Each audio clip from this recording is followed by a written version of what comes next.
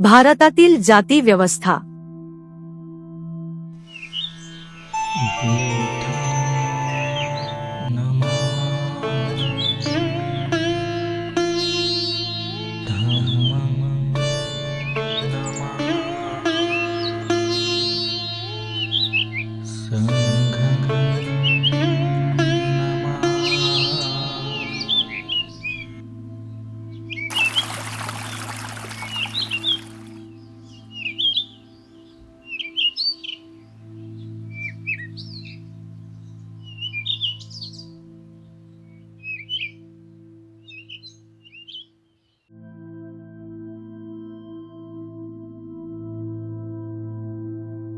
जातीच्या विविध वैशिष्ट्यांच्या या चिकित्सक मूल्यमापनावरून यात काहीच शंका उरत नाही की योग्य अर्थाने समजून घेतल्यास आंतरविवाहावरील बंदी किंवा थोडक्यात सांगायचे तर आंतरविवाह पद्धती एंडोगॅमी हे जातीचे एकमेव सार किंवा मुख्य वैशिष्ट्य ठरते.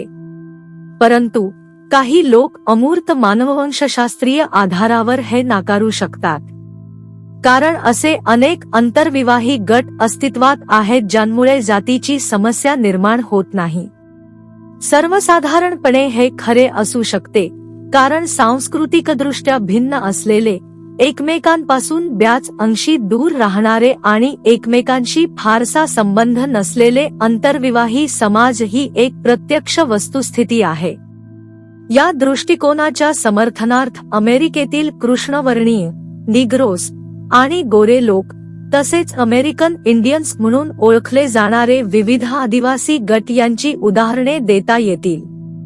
परंतु आपण गोष्टींची गल्लत करता कामा नये कारण भारतातील परिस्थिती वेगळी आहे. यापूर्वी नमूद केल्याप्रमाणे भारतातील लोक एकसंध घटक होमोजिनियस होल बनले आहेत. विशिष्ट प्रदेशांत वास्तव्य करणारे भारतातील विविध वांशिक गट बऱ्याच अंशी एकमेकात मिसळले आहेत आणि त्यांच्यात सांस्कृतिक एकता आहे आणि हीच एकसंध लोकसंख्येची एकमेव कसोटी आहे. या एकसारखेपणाचा आधार घेतला तर जात ही एक पूर्णपणे वेगळ्या स्वरूपाची समस्या ठरते. केवळ एकाच गटात विवाह करणाऱ्या आंतरविवाही सामाजिक किंवा आदिवासी समूहांच्या केवळ सान्निध्यामुळे निर्माण होणाऱ्या परिस्थितीत अशा प्रकारची जात व्यवस्था आढळत नाही. भारतात जात म्हणजे लोकसंख्येची कृत्रिमरित्या निश्चित आणि ठराविक घटकांमध्ये केलेली विभागणी होय, जिथे आंतरविवाहाच्या प्रथेमुळे प्रत्येक घटकाला दुसऱ्या घटकात मिसळण्यापासून रोखले जाते.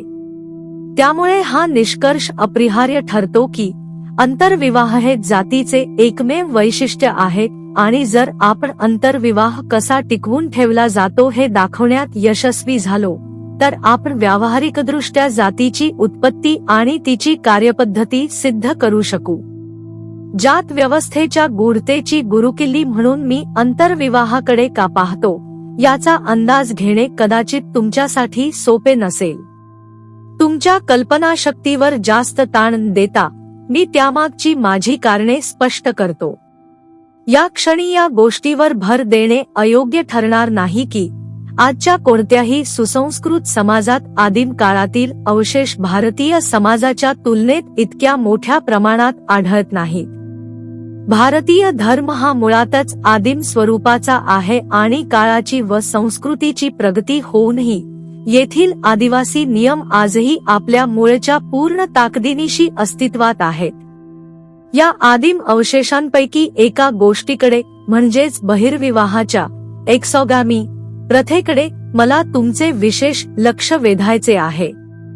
आदिम समाजांमध्ये बहिर्विवाहाचे अस्तित्व ही एक अशी सुप्रसिद्ध बाब आहे की ज्यासाठी कोणत्याही स्पष्टीकरणाची गरज नाही.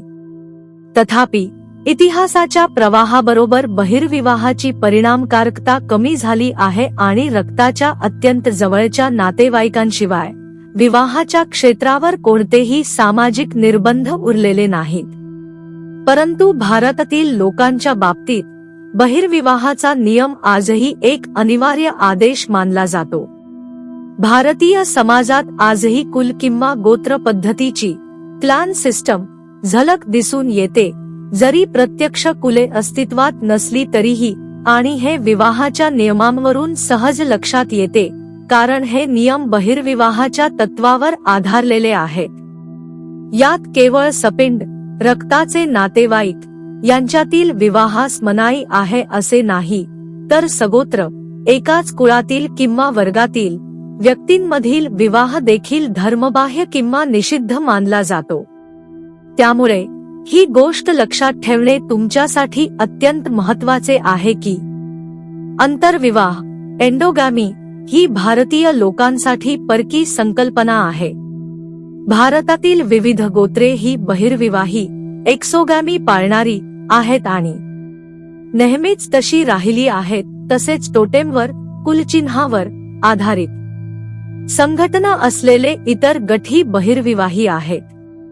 भारतीय लोकांमध्ये बहिर्विवाह ही एक निष्ठा किंवा तत्व मानले जाते आणि त्याचे उल्लंघन करण्याचे धाडस कोणीही करत नाही असे म्हणणे अतिशयोक्ती ठरणार नाही, इतके की त्यांच्यातील जातींमध्ये आंतरविवाहाची प्रथा असूनही बहिर्विवाहाचे काटेकोरपणे पालन केले जाते आणि बहिर्विवाहाचे उल्लंघन केल्यास आंतरविवाहाच्या उल्लंघनापेक्षाही अधिक कठोर शिक्षा दिली जाते.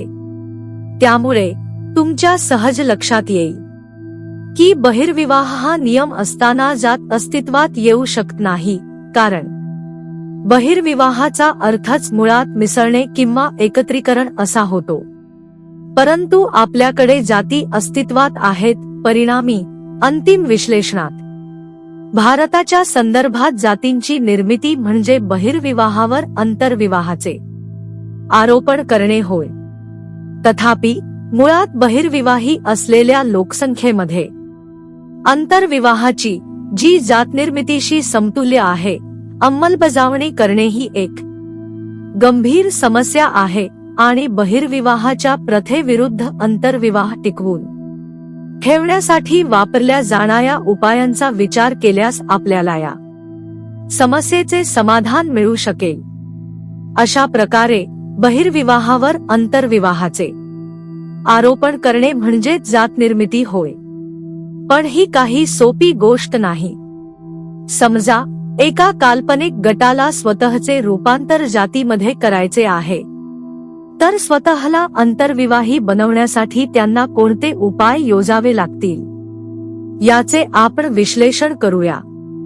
जर एखाद्या गटाला स्वतःला आंतरविवाही बनवायचे असेल तर बाहेरील गटांशी विवाह करण्यावर केवळ औपचारिक बंदी घालून उपयोग होणार नाही, विशेषतः जेव्हा आंतरविवाह सुरू होण्यापूर्वी सर्व वैवाहिक संबंधांमध्ये बहिर्विवाह हाच नियम होता. शिवाय एकमेकांच्या निकट संपर्कात असलेल्या सर्व गटांमध्ये एकमेकात मिसळण्याची आणि एकत्र येण्याची, तसेच एकसंध समाज बनण्याची प्रवृत्ती असते.